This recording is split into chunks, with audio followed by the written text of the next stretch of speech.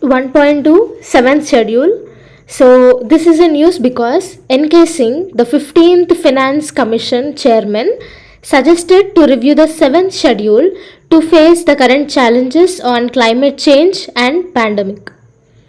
So Article 280 deals with the Finance Commission, and the period of Finance Commission, that is the 15th Finance Commission, is from 2021 to 2026.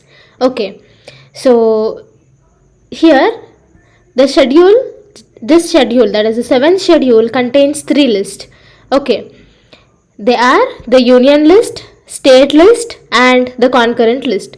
So the union list is under the parliament's control, and it deals with the list of subjects relating to defense, foreign affairs, railways, banking, etc. Originally it has 97 subjects in that list. Okay, but at present it has 100 subjects in this list. Okay, so under union list, the present list of subjects are 100.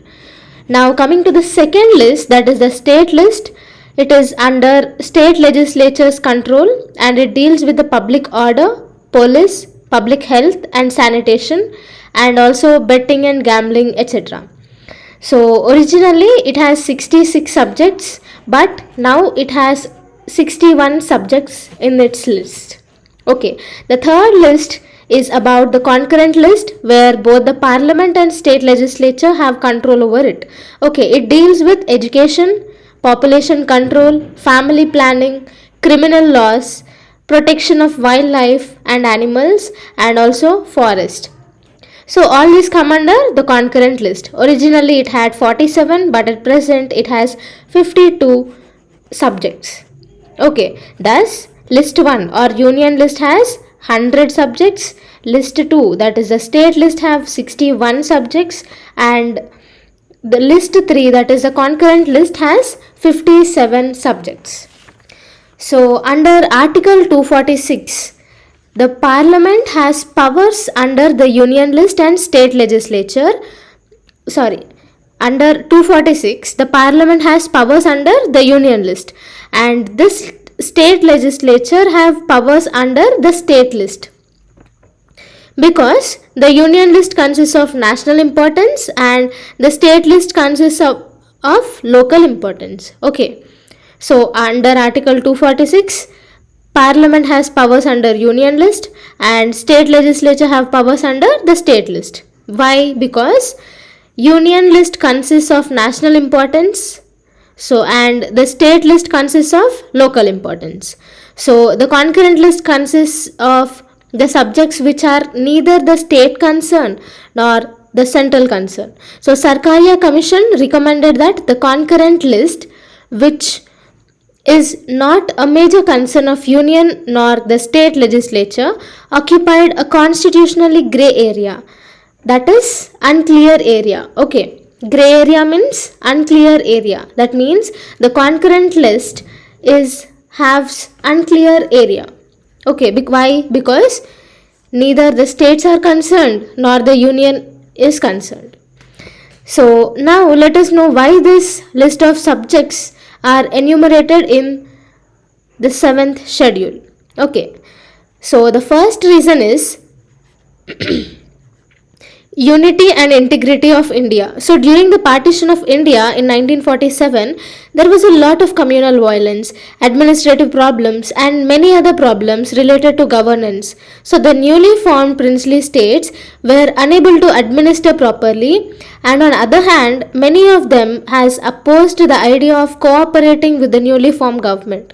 So in that circumstances, the solution was to form the strong central government, which has the powers to control all these problems relating to the administration. Okay, so union list was formed.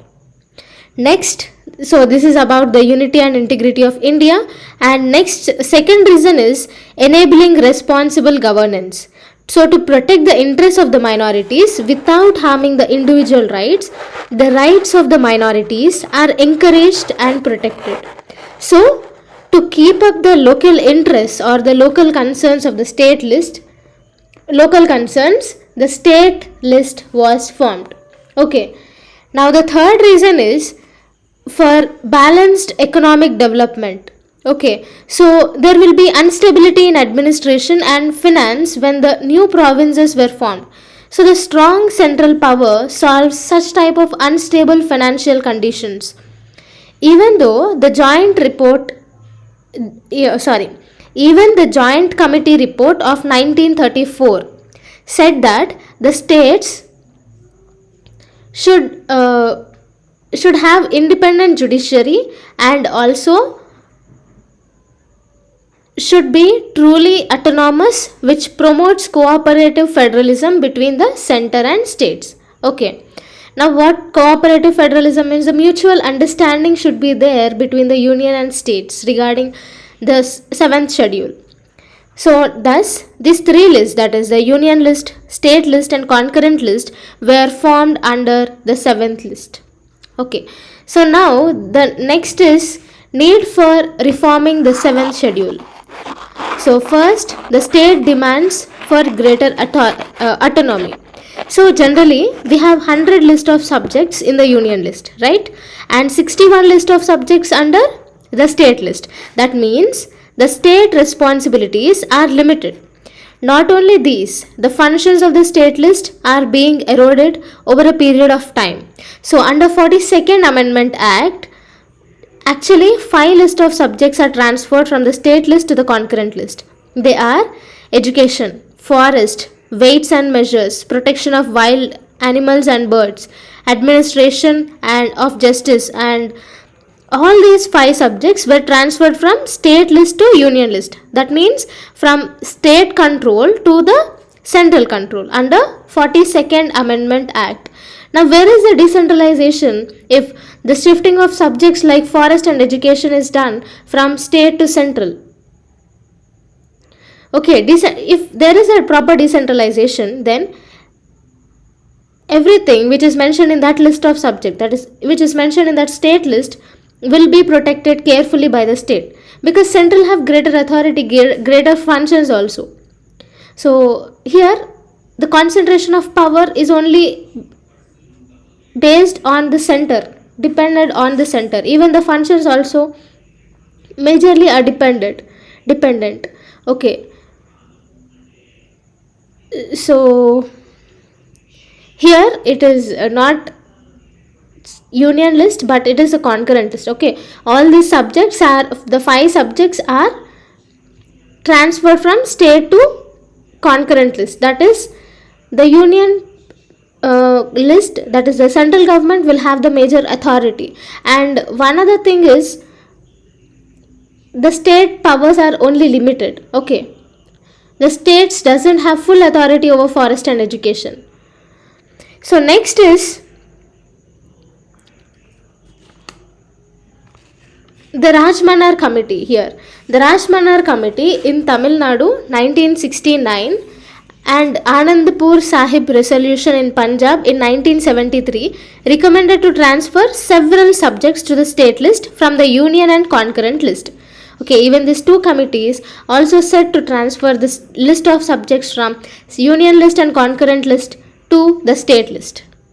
The second reason is for reforming the 7th schedule is by decentralization. That means the need for the decentralization.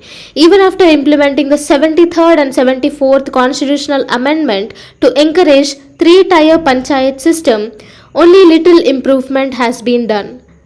The functions assigned to the rural and local bodies are not clear. No proper funds and decision making powers are vested on the state bureaucracy. So 100% effective decentralized form of government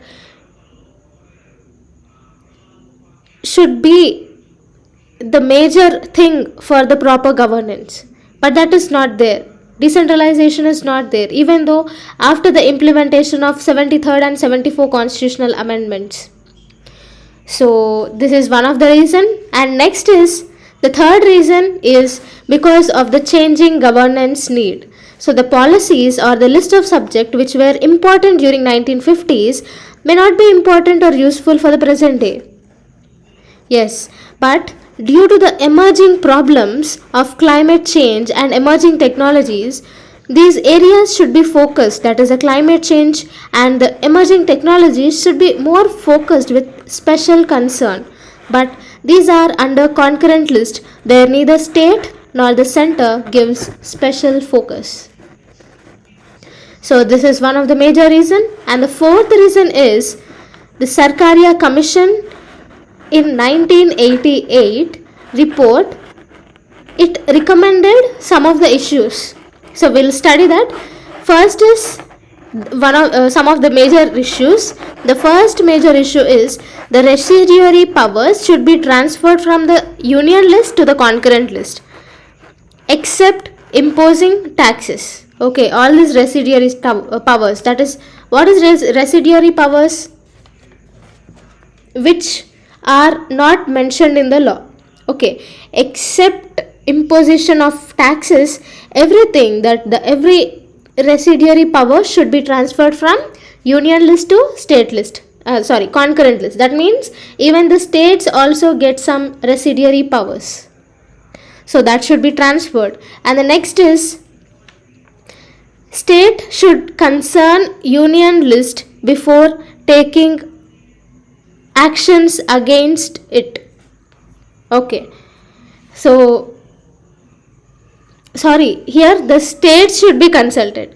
So generally centers, now at the present situation, center takes the decision, but it should consult states.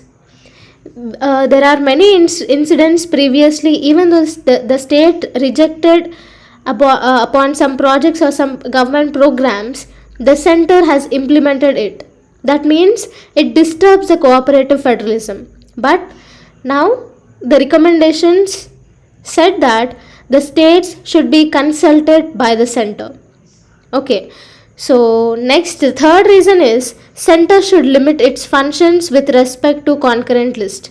Okay. So majority of the powers are based only on center. Okay.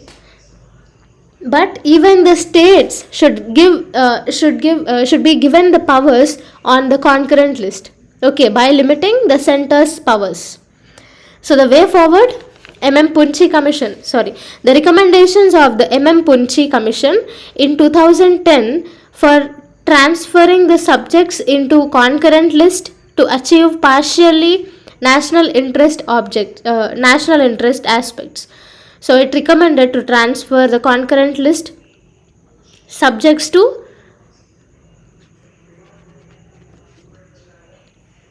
it recommended to transfer only those subjects into concurrent list which are central to achieve national interest. Okay.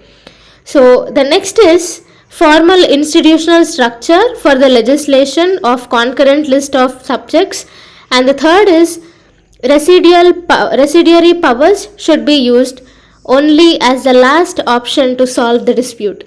And the fourth is by changing some of the list of subjects, for example, removing the entries that are not useful now, or adding entries as per the present day needs of governance, or appropriate placement of existing entries should be done.